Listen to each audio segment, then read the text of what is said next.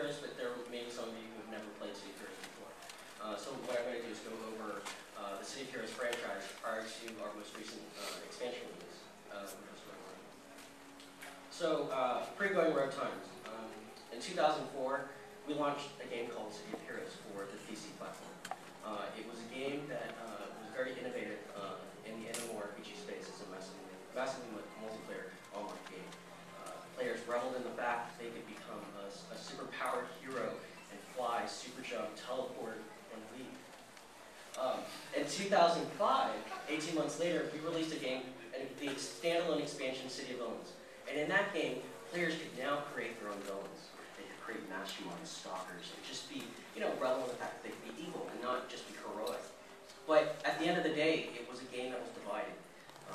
Our community, argued in our forums quite frequently about, which was better, a hero or a villain. You couldn't take that character that you invested hundreds or thousands of hours in and take that to the opposite faction. So, City of Heroes Going Rogue, the expansion solves that. It's the bridge that connects both products. So now a hero can become a villain and a villain can become a hero. And we'll go into a little bit later. We'll go into how we achieve that. So in City of Heroes and City of Villains, one of the things was there was limited interaction between both factions. The only place that heroes and villains could meet were in PvP zones. And that, compatibility. Well, we subsequently later released co-op zones, but initially it was just player versus player combat, and that, wasn't always fun. So with City of Heroes Going Rogue, we allowed players to move their characters to either side. In 2004, 2005, we introduced players new to massively multiplayer online games with what we thought would be a good basic tutorial. And in 2005, fast forward, or 2005 with City of Villains, we kind of improved upon it, but it wasn't as a great of experience as it possibly could be. So when we released the expansion Going Rogue, we actually created a new parallel universe and walked players through a new player experience. We essentially reinvented the game and took the concepts of what good and evil were, turned it upside down, and took the concept of what was heroic or villainous, and just kind of made it more gray. I think one of the cool things, sorry to interrupt you, I think one of the cool things that we did too with the tutorial is, if you're a veteran and you know how to walk forward and you know how to hit a button and fight things, we give you the option just to kind of jump right into the mission and just go straight to it, whereas before we'd sort of, drag you through the WASD and all that kind of stuff. So you kind of had the opportunity to, like I said, just play the mission right away.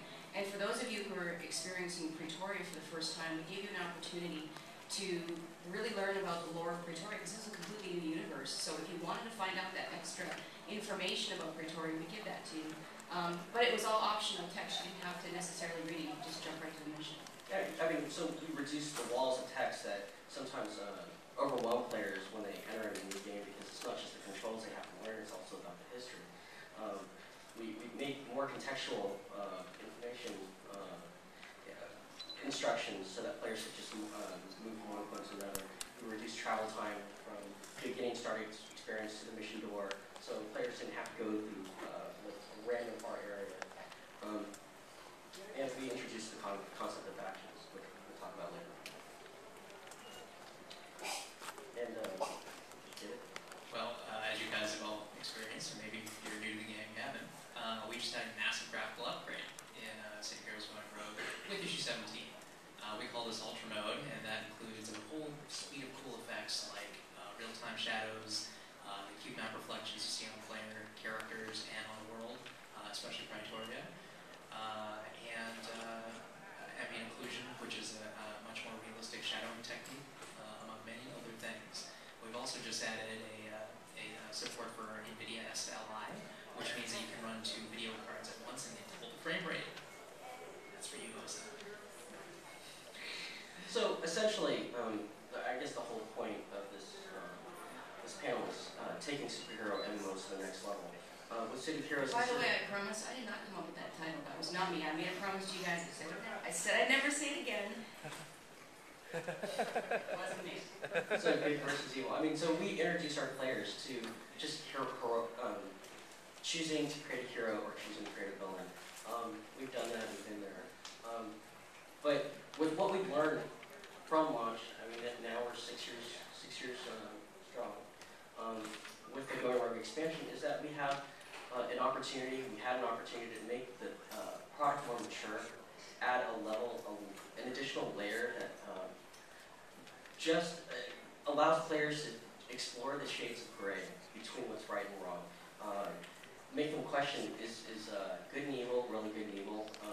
And later on I'll talk about like some amazing statistics that we found post-Going Rogue launch. And I think we've been very successful in allowing players to really choose. So the really cool thing with this is, in the history of comic books, you start off with, pure good Boy Scout heroes and mustache-twisting villains. And, Alan Moore comes along and Frank Miller in the 80s and completely redefine, the depth and complexity of a superhero story.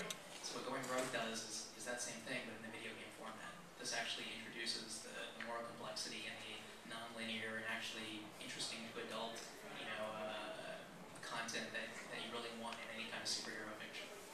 Yeah, I mean, if you look at the original cover art for City of Heroes, it was very much kind of emphasized the spandex, some slight armor. But with City of Heroes Going Rogue, as the comic book industry has matured, and so we matured greatly. I'm older. And you started when? 2002. So it's amazing. So I have a breadth of wealth of information right in here. So Melissa started in 2002. I started in 2004. David, you've been with us even before on the Pampo side. Oh, well, I guess, yeah. Yeah. So been with us what 2005? My message board says 2005. Yeah. 2005.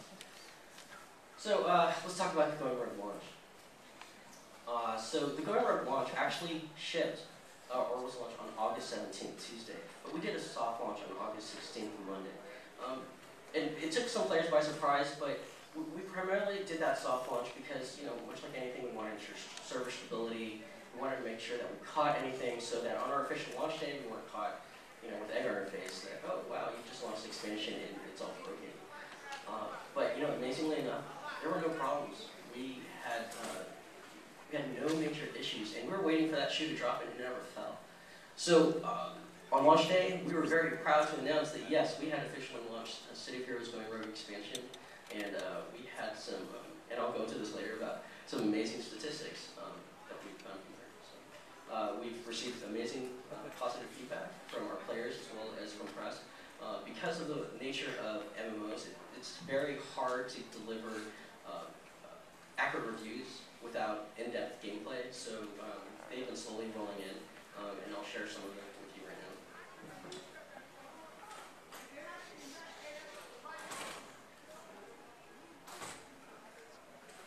I'm not going to read these out loud.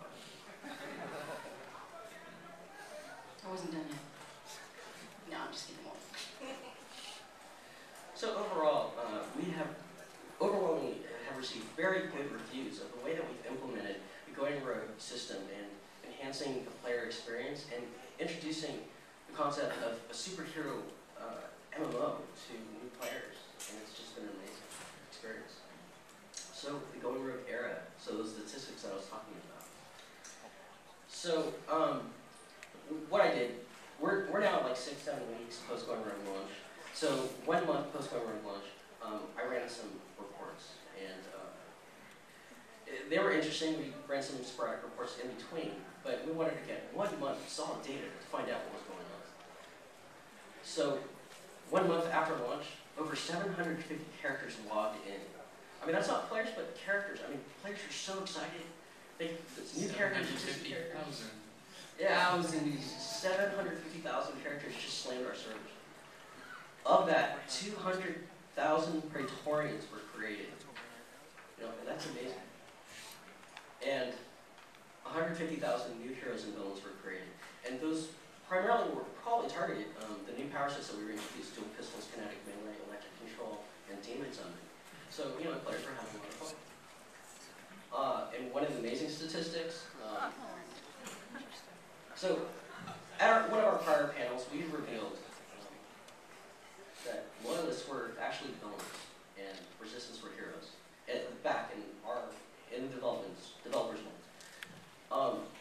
And what we've known is that when City of Heroes launched, when City of Villains launched, our player populations were not 1-to-1.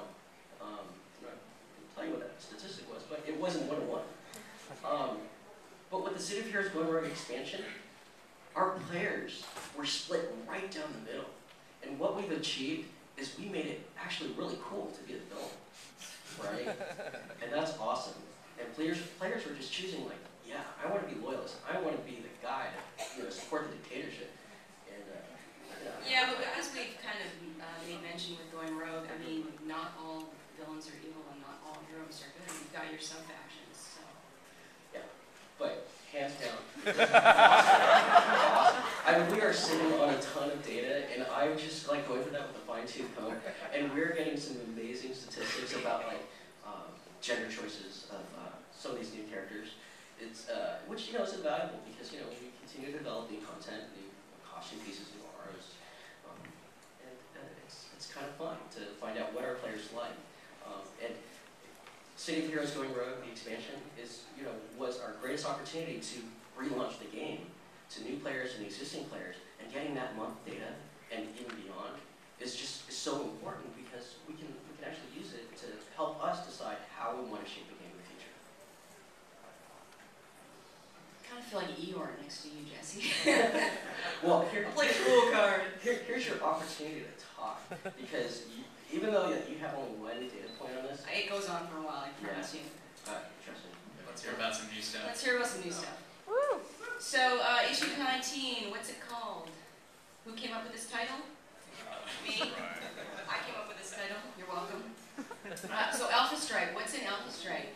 Well, first of all, you've got your Alpha Slot story unlock, and this was something that players were kind of asking for. They kind of wanted to know, what is the Alpha Slot? Why am I interested in it? And what does it take to become an incarnate?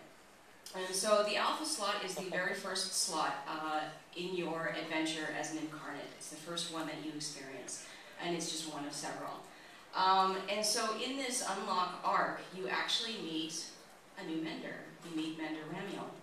Now, he is not the strongest of the Ouroboros, but he's got the line on incarnates. He is an expert in the field of incarnates. And what he's done is he's approached you, and he wants you on the path to incarnate a little bit sooner because he sees something in the future, just in the future time stream, and he wants to avert it. So there's something bad coming, and he wants you to kind of jump in and solve it. And so you're going to find out, what your involvement is, and basically you're going to find out what makes incarnate, and how you differ from Lord Recluse and Statesman, who are also incarnates, and how you stand up in comparison, which is to say you're better. And so, like I said, this is where you start your adventure. You start with the story arc, and that's where it all begins. You get all your information there. So again, if some of you aren't aware, the incarnate system is. Oh yeah. So if you're level 50, is anybody level 50 here? Okay, I'm the only nerd. Okay, I see. So yeah, this is your level. This is your incarnate system. This is like the elder game of City of Heroes. So this is what you guys have been waiting for. So for you people who've had your characters and you wanted something to do with them and you want a reason for being, we're now giving that to you.